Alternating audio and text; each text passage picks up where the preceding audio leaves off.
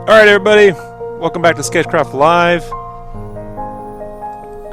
I'm Rob Duenas, and joining me today is Brandon Let Heavy James. Say hi, Brandon. Hey. Alright, so what we're going to do here is an audio commentary over this 12 times sped up Darksiders Ruffy. We got about 90 seconds here or so before this thing kicks into full gear. You'll see, folks. So, this is the entire couple hours I did doing this, sped up times 12, and it comes out to about 38 minutes. I don't speed it up any faster than that because you can't tell what's going on. So I just thought we'd take the time to do some audio commentary. Brandon has any questions, you can ask them. So what you're seeing here is the silhouettes for the Darksiders. Basically, I'm gonna do them all one per page, 11 by 17, and I thought since War was kind of really big to me, like bigger than normal, I thought he might be two 11 by 17s turned sideways. It seemed to be about a head and a half, or about a head taller than most of the Darksiders. Based off the first game, I didn't play the second game. I played the first one. I was at Play magazine when that came out. We ran the Joe Mad cover. It was like the first cover we ran when I was on staff officially, and I was like, yes, I love my job. So finally, here we go. So this is me adjusting these sizes here. So basically, I like to design in silhouettes, just basic shapes of characters, and then I'll draw into the silhouette and then add color and kind of give myself a guide before I start. And then I base my final drawing off the final color version, actually. So here's me drawing white lines over a black silhouette. Basically, just trying to add three-dimensional shapes. And I find this to be easier, especially with foreshortening and stuff, versus trying to draw like stick figures. You know, Brandon, where you draw a stick figure and then you add these circles and cylinders and shit. For some reason, I'm like, if you just get used to seeing shapes and you build into the shapes, it solves a lot of problems, like that I think people have. I don't think I could ever go back to the old way of drawing a line for a thigh and then drawing the thickness of the thigh. Like, after seeing the silhouette drawings, I'm like, I can't go back to normal, because it's just easier to build up shapes with the blobs and the silhouettes than it is to try to perfectly draw in a hand and then adjust it. So yeah, you know, when I first started really developing this way of drawing about 10 years ago, I was at a t-shirt place and they couldn't grasp what I was doing. And the art director, whom I'm friends with now, but at the time, you know, I was just an employee, and he was like, man, just lightboard and draw, and like, you know, like how the books teach you how to draw the Marvel way. I'm like, no, this really works. Like, you know, and I never gave in, you know. And now, moving forward, I think a lot of our fans, you know, they've been picking up this way of drawing. It just solves problems. I mean, like, if I want to add a fist coming at me, just make a blob.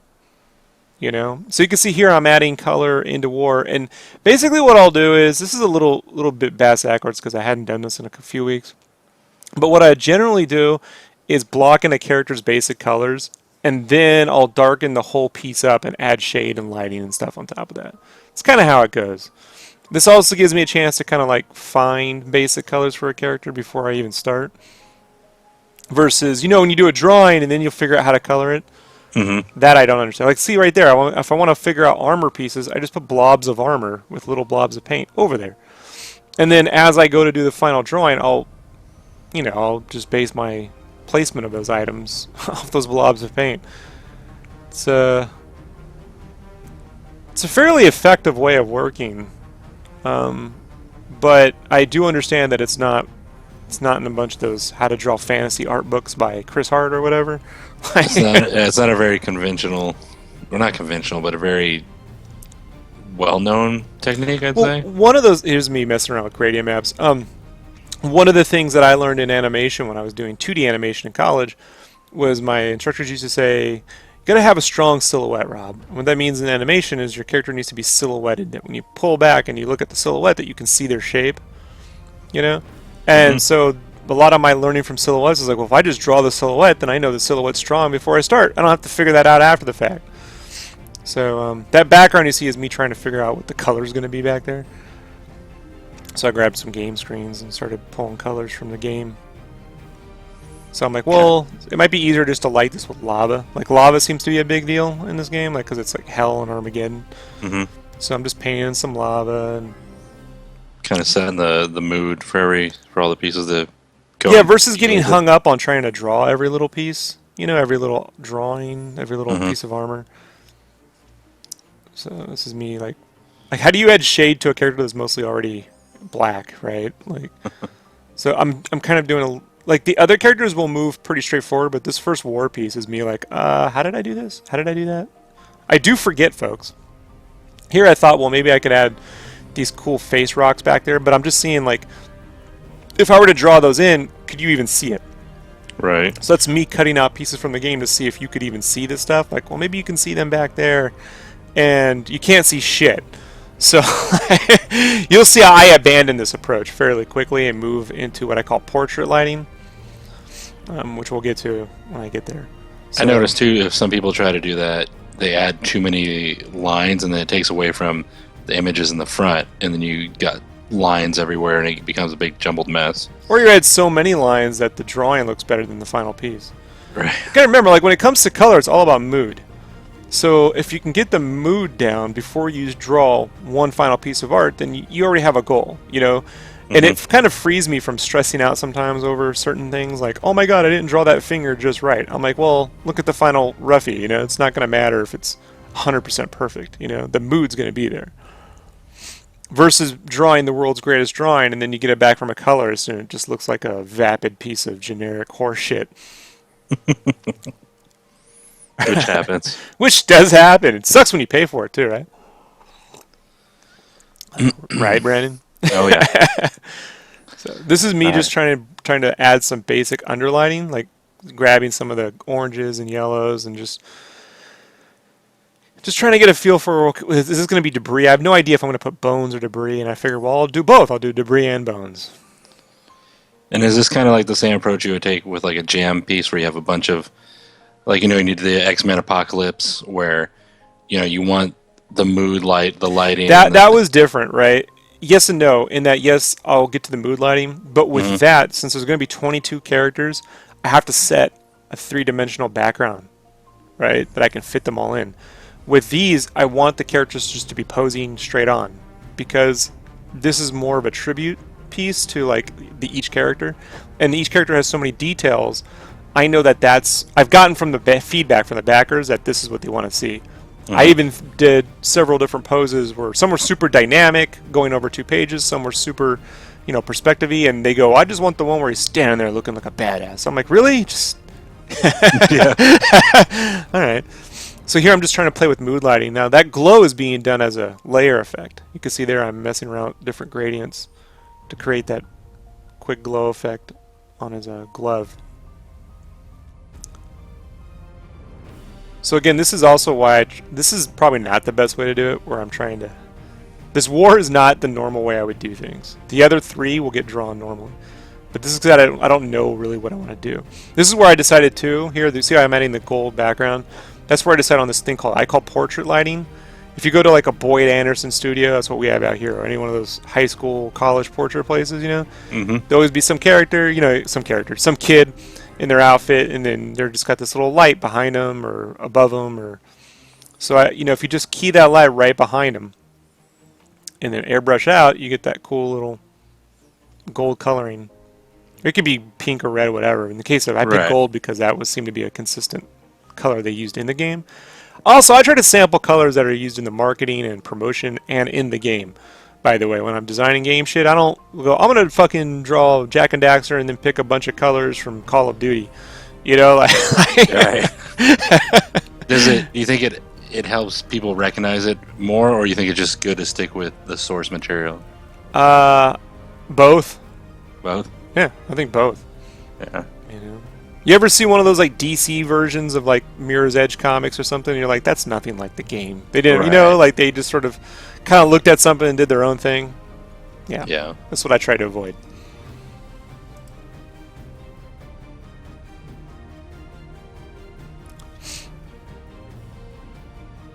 So, yeah, War took the longest to kind of figure out. And then you'll see I rearrange his sizing here, too.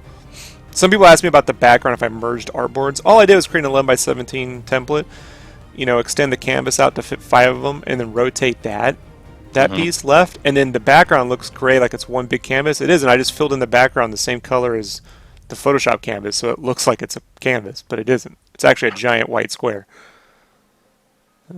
I've gotten questions about that. Well, I remember, you know, years ago when I asked you the dumb question of like, how'd you get your name on the border? You know, something like that. The simple things other artists don't think about until they see someone have it on their art. You know, so it's like this, or like you put the gradient across the background and all the pieces, and people might not think of it until they actually just see it happen. Right, here's something I'm doing too. Like, I wanted to make that sword all metal, so I have a dark gray to a light gray. Now, I created a gradient map, and then turned the gradient map to like a screen, so it fills in black with the light color, or the dark color, and then just turn the opacity down, so the black areas, as I mask them in, become the color of the sword. Does that make any sense? Like, versus me sitting there manually painting a bunch of color into that sword, I can use the gradient maps to fill in large areas. And then, using the white, on top of that, I color in, or paint a white underneath. I can't remember how I did it. The little skull details on the sword. Yeah, I'm not going to lie. The one with his mouth, like, wide open, that one's creepy as shit. It's on the sword. Like, if yeah, you look. what I'm saying, it's creepy looking. I think I only played the first game, so I didn't really. Well, right now you can go to the Humble Bundle, right? HumbleBundle.com. They have a Nintendo Humble Bundle. $13. You get a bunch of games for your 3DS and Wii U. You can use the redeem code. And Darksiders 2 for your Wii U right now you can get for $13. Plus 8 other games, bro. So I don't get any money from that, but I'm just saying, if you like Darksiders and you got a Wii U, there ain't shit coming out on the Wii U for the next year, so go to the Humble Bundle and get that shit. So yeah, this is me just adding more shade on top. Just trying to build some of that. Like, once I get him down, I know the other ones will go really smoothly. So I'm just adding little embers and anything I can do to kind of like solve problems. So like, see that lava, it's got a glow to it? That's a layer effect. I just make a color overlay, so anything I draw in there will be yellow, and then I add a glow, make it reddish orange, and so when I draw anything in the layer, I get these lavas bits, and I can just concept that in. I thought I might add the lava behind him, but I had his sword. That'd be cool if he stakes the sword in the ground, and lava comes spewing out, you know? Nothing huge, just little right, shit. Just little 3D environment and stuff. Yeah. Yeah, and that's cool how you do the glow, because, you know, I was always told, okay, well, you draw the line, and then you get your airbrush, and then you airbrush in some, you know, white around it, and just, you know, things like that would take forever. So it's a nice little tip. If you see those orange circles, those are the heads high. I actually made a little heads high based on each character's head, and then stacked them up to see how they are. Now, he's only one head taller than Death, but once they're in full color, he looks like he's 10 times bigger, or like at least 2 times the size of Death. Yeah. And so then I was like, well, you know, silhouettes are one thing, but once it's in color, it's like that changes everything. So I made a duplicate, merged everything, and here I'm just messing with. I got a few filters that allow me to that I've made that allow me to key in. When I say key in, like little shading, little gradients, so that it adds a focal point. And so I'm just fucking with those right now and trying to get those to kind of help me drag a focal point. And then once I get them picked, then I duplicate them across the other 5 images. So I know each character will have that as I work. It's really important to me to be able to see what the final piece is going to look like before I get started with the line art. Like, if I don't know, then I'm just praying. See how that whole piece turned to black? Because there was no color back there. So now I'm trimming the whole thing down. And I'm making a copy, and I'm going to rotate. I'll cut him out, rotate him, and then just manually paint in the missing pieces to see how he stacks up. Like right there, I'm looking at it from a distance so I can see, yeah, he's really big. Like, but maybe I like that, right? Right. Turns out he's more like 1.5 images wide, 1.5 characters wide. He's also got a lot on him, though, like all that armor and shoulder pads and everything. That just makes him look bigger.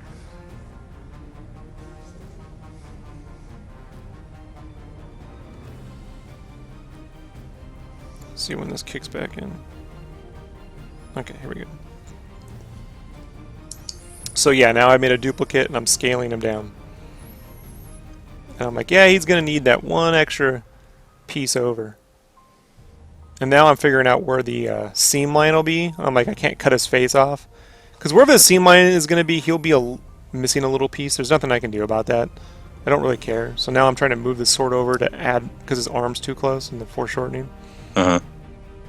It does help to know how to draw, folks. Like, you can do all these tricks all you want, but if you don't know how to draw, then it, you know, like, my techniques are based on the fact that I already figured out construction and perspective and anatomy. All right, so drawing in silhouette isn't going to help you learn perspective.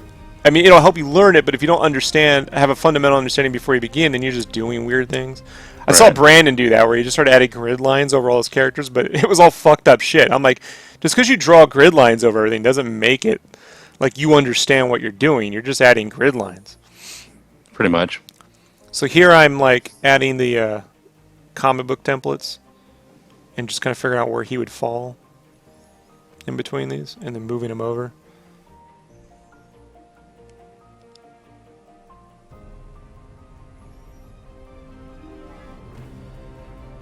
And the cool part about this wide one will be that his background will add a little bit more atmosphere, because you'll have a little bit more open space on the left. So I'm drawing that white line so I can see the seam line.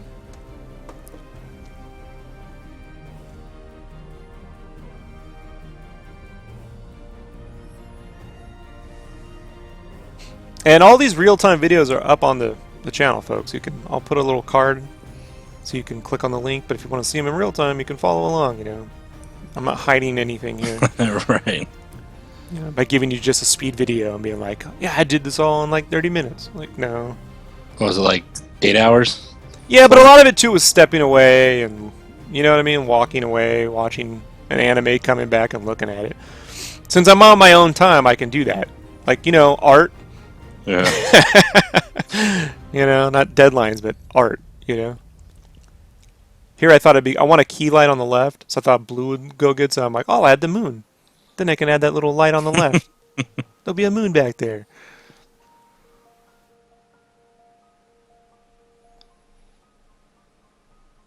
And that's just basic color theory. You know, I got yellow, so I'll go to the left and add a blue to add contrast. You know, it's basic primary color shit. That's my smoky brush. It's called Visage or whatever. I didn't invent it. Someone else did on the internet. I just use it.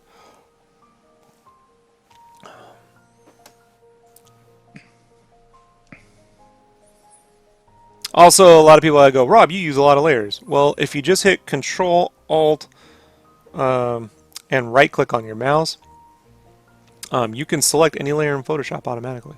It will just jump to the layer based on what you click on. So don't worry about layer counts. What was that? What was the command for it? Control, Alt, and right-click. Okay, yeah. You forget. I knew that. I'm always telling you, and you're always, oh my god, and then you forget. And you're turning on and off layers all day trying to figure out where your shit is. Yeah. Yeah. Don't do that.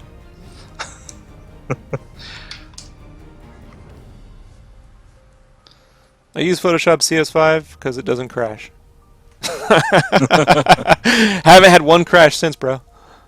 And I had the drive turn off on me in the middle of Photoshop, like just the USB, like dropped the drive, and then the drive came back on, and it stayed on. So I'm sticking with CS5 probably till the day I die. Unless something else comes out that's more dependable, don't worry about that back and forth right there. That's me switching streams. So that first part was about 4 hours, and the next part is about 3 hours before we cut to the next one. So to figure out war took 4 hours. You know. Now here's the thing. This is the fun part. So I got real sick, folks. Fucked up sick. Brandon, you heard me talk, right? It was disgusting. You've never heard me that bad, right? No. Yeah. So I got sick, and I couldn't sleep. I was up I just couldn't sleep. So I'm like, fuck it. I went into my room, and I'm like, I just got to start painting this shit because it's not getting done, and I got stuff to do. So I did all these three: the Death, Fury, and Strife. Dead sick, just snot rags the whole bit. And I even went on the stream. You'll hear me. I go, I'm sick. I'm not talking. So this is me as sick as can be, you know? And I just put on Howard Stern. I have like every Howard Stern since 1980. It's like 200 gigs of Howard Stern. Right. It is. Like no, it really is. No, I know. You have like a whole tower of hard drive of just like Howard Sterns. Yeah, so I just put that on. And I listened to the Sterns I listened to when I was like in high school or even afterward, like in '97 when I was trying to figure out how to draw and be an artist. And I like that when I'm doing this because then I can go, yeah, that's right, I figured it out. You know? So this is actually how I would normally do it. So I drew his lines and I took the white lines, I just hit invert so they become black. And then I block in his main shape, fill it with a single color, and now I lock that transparency, and then with that single color I'm just filling in his basic shapes. This is actually how I do it. But I forgot how I do Ruffy's when I did the war, because I hadn't done one in about 3 weeks. And I set those lines to overlay. That's why they look colored. And then I'm painting over the lines for the armor and shit. Little bones. He has these bone armor and stuff. Is that in both games or just like the second one? Or the second one. I don't even know if he was in the first one. I can't remember. I know the scale on War, he was bigger in the first game. But then when they put them together, they didn't want... I guess since you're Death, they want him to be just as big as the guy you're fighting, in a way. They're on the same side, but they have to fight one another in this one sequence. So now I filled him with purple, set it to multiply 60%, and in the mask, I'm just painting out the shade to create that underlight. Masks are very good. Masks save you a lot of time. And then I duplicate it, fill the mask with black, and then just airbrush in darker purple to create that shading around the edge.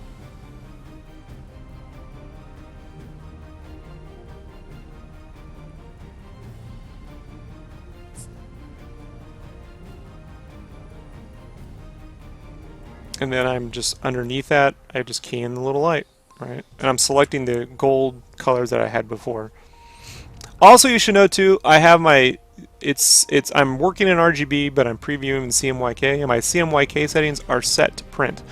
I have a playlist, an art tips video on how to set up your files for printing. CMYK settings, use them, because these are the colors that will actually print. When I do a purple or a blue or a green or a teal right there, see I have those teal colors, they will actually print that way. But if you just use teal colors that you see like on video game art and concept art people do on their computer, they won't print. Guaranteed. Like, so I like to design things that I know are going to print. Sounds crazy, right? Stop with all that crazy talk. Sounds crazy, you know. And every time I give that advice, even to like people we stream with, and they'll be like, "Well, I don't print my stuff." I'm like, "But you plan to?" Yeah. So then when you go to print your stuff and your shit doesn't look right, then what are you gonna do? Adjust all your art? The colors are messed up. The reds are off. Adjust everything you do? No. So all those little things on the floor will be skulls. Skulls and bones and shit. And then embers and a little pool of lava. It's really just there for lighting. It's not a complex piece of like background art going on here, It won't be super... I'll probably make the background a little less flat, like it'll just be cragglier, A little bit of imperfection. Maybe we're just shifting rock or something when I go to draw it. So this is me just staring at it for a while. Like, is that what I really want to do, or... Is it good to kind of like get up, walk away from a piece, and come back? Yeah, even if you're in an art department, despite what your art director tells you. I go to lunch or fucking do something else. Right, go for a walk, clean the kitchen. Yeah. Or, at work I'd work on other shit for an hour, then come back,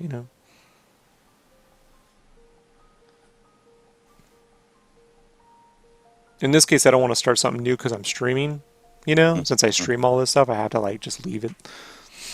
So, and that's where you see people come in and out the stream. Oh, you had 10 people, now you have 1 person or 0 people. I'm like, I don't care, Like, I need to walk away. This is probably me making coffee, cutting up some strawberries. Then I come back, and I'm thinking, all right, maybe I could, like, I know I gotta add a little green in his sides. They have this green glow and shit. Mind you, I'm sick as a dog, so I'm probably fucking just blowing the shit out of my nose right about now. Drinking as much. I drink a shitload of grapefruit juice. I know that much. I'm low carb, so that was like a lot of carbs, but I need the vitamin C. Yeah, and most people don't even want to get out of bed, let alone work on art when they're sick. Just lying in bed in pain. Like my back, I did something. I pulled something, so my back was in pain. I had this muscle that was all tightened up. Nothing could solve it. You know, or my health masseuse wasn't working that weekend. She's out, so I'm like, I'm just fucked, right? So fuck it. You might as well get work done. You know.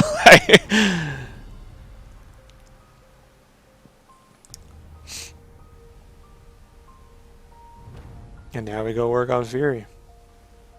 Just build up her little shapes. And I'm just drawing right there in the black, you know? Just little shapes where the hand would kind of be.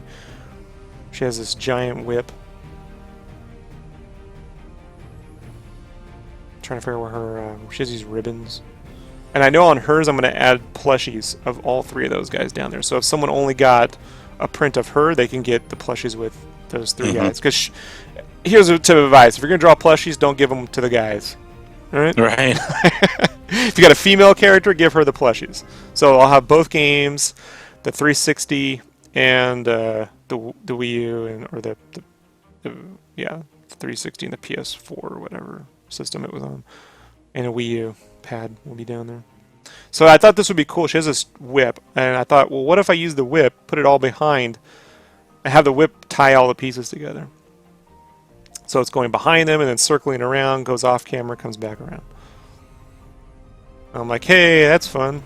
So that's what I'm going to do. I didn't have to ask anybody or confer it. So now I'm using the lasso tool and just drawing in her basic shape based off those new lines. Then I invert the lines, lock the transparency, and paint in her basic character colors, which I'm sampling from... she was in a comic. They did a Darksiders comic. And so they have some concept art, and then her and Strife are briefly in those comics. So I'm roughly basing those colors off what's in the comics. I like that, though. I like that pink and kind of tangerine color. It looks cool with the background.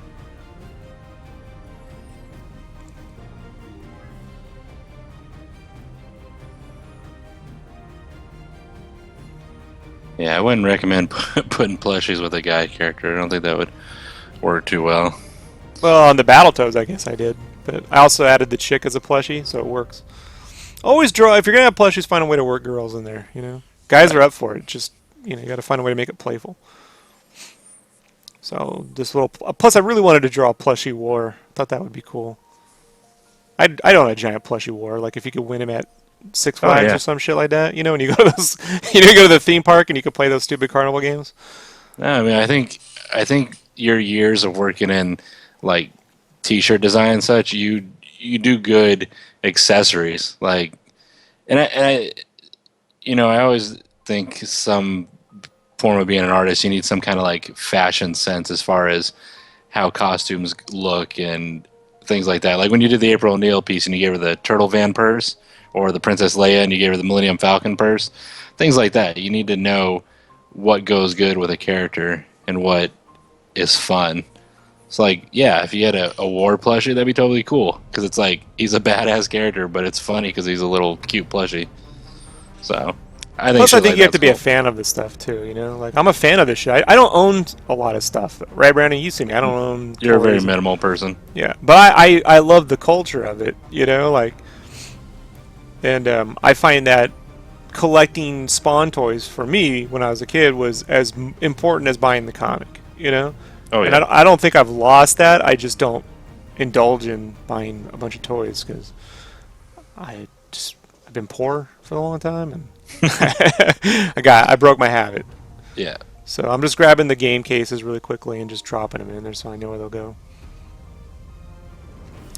And then I get to add little glows on. Now that I actually manually added by using a hard light and then adding that on top. more things to help tie in all the characters together. Yeah, I'm just using her chain to tie it in. And then there I'm adding little greens into his scythe weapons. I want to be careful I don't go too crazy with pinks. Pinata this shit up here.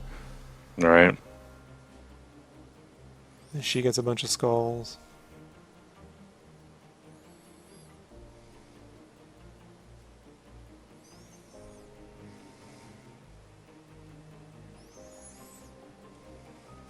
And I'm adding a color dodge layer and throwing in cool little color effects. This would still be pretty cool if you made it like a... I don't know if they would sell, but the landscape style prints. I don't know what size those are. What I'll probably do is offer a landscape Ruffy to go with the final ones. Uh-huh. You know, so you get the whole thing as a Ruffy. Because it would be small, right? Like 4 by 12 or some shit like that. Mm-hmm. And if you put it next to the big ones, then, you know, it'd go together. Right, you could print... yeah, that'd be cool underneath them. So if you had them all above it and then the skinny smaller one underneath. Yeah. Kind of like when, you know, you did the Mario landscape, you know, and if you were to get the Mario print, it would look cool underneath it. Right. Yeah, that's the idea. Clever. But I'm not relevant. Right? Oh, I can't get any official work done at any studio. All right. And even though you've been doing plushies for years, you know, they sure are popping up lately. Like the last year or two, those plushies sure are on everything. I got one guy at my wife's work said, "Oh, his stuff looks like Gwenpool." I'm like, "No, no, no, no, no, no." No, I'm well aware of who follows me. You know, like, no. Yeah. But what do I care? Yeah. Right. Who's the last character on this? Strife. He's got these giant guns. So yeah, technically, would she be lit by that moon that far away? No, but I need a secondary light to rim light her. I mean, so just buy into it, right? Use your imagination, people. It's okay to things not be 100% realistic.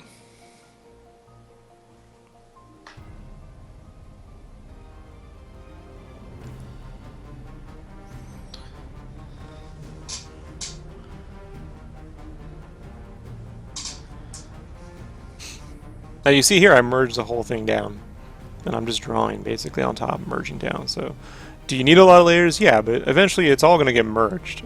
You know, like that's why I'm like, oh my god, you use 100 layers, right? But the end part of it is merged. So this is the day I was feeling slightly better. So You still sounded like death, but yeah. yeah, I sounded worse, but I felt fine. Put it that way. And then I'm like, all right, I'll go draw Strife now.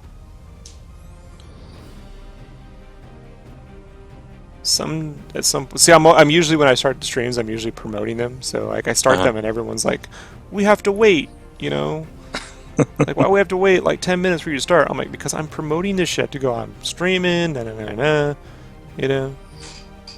And sometimes that's when my phone rings, like right when I start. Like, that's great. Should I answer that? And if it's you, I'm like, fuck, I gotta answer it. So here we go. Now I'm gonna draw Strife. I'm trying to figure out how thin or skinny his legs will be.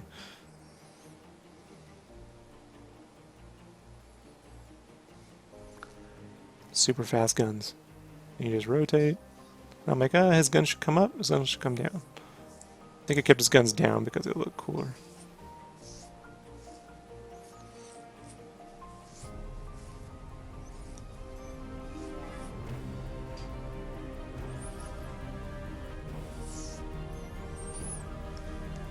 Yeah, what did I do? Oh, no, I said I moved that one up.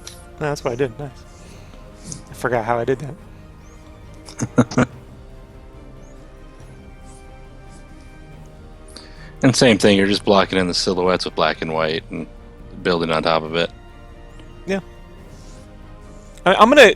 This is and now I'm taking that and I'm placing him over the other character to make sure how he is in relationship to the other characters. Right? He's not overly drawn or he's too short. And then now I'll invert lines and fill in color. Eventually, there you go. So I filled him in with a basic color, and then I invert the lines, and then I lock the transparency and paint in his basic. The big question for me was his scarf purple or red? Changes depending on the concept art and the book. I think I decided on purple based on how it was in the comic. Or I think I might have eventually picked that magenta color that she has, but I don't know. I think that's what I kept it, but I can't remember. Now I filled it in with that lighting purple and then just paint in the underlight in the mask. It's way easier than trying to manually add shadows all over the fucking place. Yeah. What I do is I invert it. So if it's going to be a lot of shadows, I fill it all with shadows and cut out the highlights. If it's mostly going to be highlight, like it's in the middle of the day, like noon, high noon, then I'll just add shadows in where I need to. It's whatever is the least amount of effort. You catch my drift? Like, I'm not going to manually paint in every shadow. It's easier just to add as little as possible. And those blues are a layer effect. I just have a bunch of them saved I've made over the years.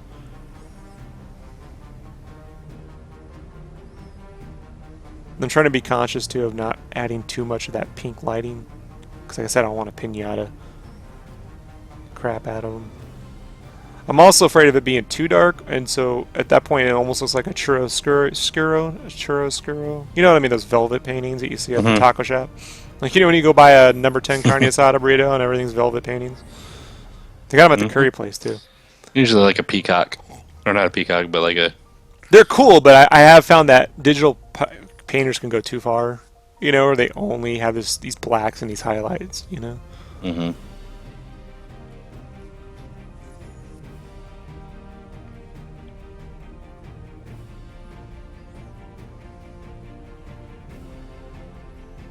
Embers. Does that character work with death, or... They're all the 4 horsemen of the apocalypse. Ah, gotcha. So the idea is that they wanted to make 4 games, and each game you'd play as a different character. They only got into 2 before the company folded. It's because THQ went under. They had the publishing deal through THQ, and THQ went under, so it wasn't their fault. Deep Silver, I think, picked them up. Big fan of Deep Silver. I almost got work with them. Actually, I did get work with them. I just never followed through on it because I was in the middle of game fan shit at the time. But I met them at Comic-Con, and I was talking up their games. I'm like, oh my god, you know our shit? And I'm like, yeah, it was a German guy. He's like, well, we're not that great. I'm like, oh, you fucking rule. So they gave me work, and then I never did it. So I'm like, another opportunity I blew. But I had responsibilities to get that magazine out, and I probably should have just canceled that and done the game work, but whatever. I have this problem with finishing what I start, like, despite what I probably shouldn't. So, like a true artist. Yeah, here I'm jumping between purple or red. Purple or red, and I'm like, in between. Magenta!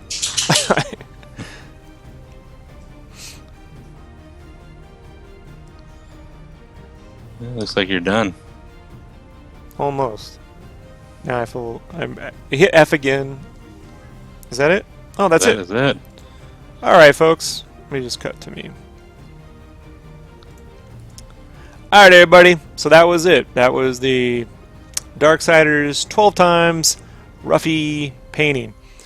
Brandon, where can people find you? You have any other thing you want to wrap up with, Brandon? You have any questions before we go? Like, legitimately, is there anything? No, I have nothing really to ask. I think it was cool seeing connected pieces, not an actual jam piece, but actual 4 to 5 pieces spread out, and how you coincide each piece, like with her whip and the ambiance of the ground and the lighting. So I thought that was really cool, because then it makes me think about if I'm going to do pieces, how, like, make them all coincide, but if bought separately, can stand alone by themselves. So it was cool to see, and I think other artists should take that in consideration, because I'll buy a print from someone, and it'd be nice if maybe if they have a Batman and there's a Superman, some kind of cohesiveness to line them up together. Because you've seen my place, I put everything on the wall, so it'd be nice to have some form of things going together. So sweet. All right, Brandon, where can people find you on the internet? You can find me on Facebook, Instagram, or Twitter at LeadHeavy, Lead Heavy. All the links are below, so you'll be able to find them there just in case you want them direct link. Check them out there. Please subscribe to the channel, folks. Share the videos. If you have any questions, leave them in the comments below. I will answer all questions. May take a day or so. Sometimes I get busy, but I'll answer everything.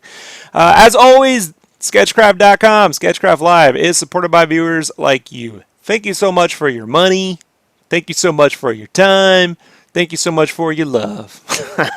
I'm going to be back on here in a minute streaming some more shit I got to do. So that will be that. We'll have some more speed paints coming up really soon on the next SketchCraft Live. Later.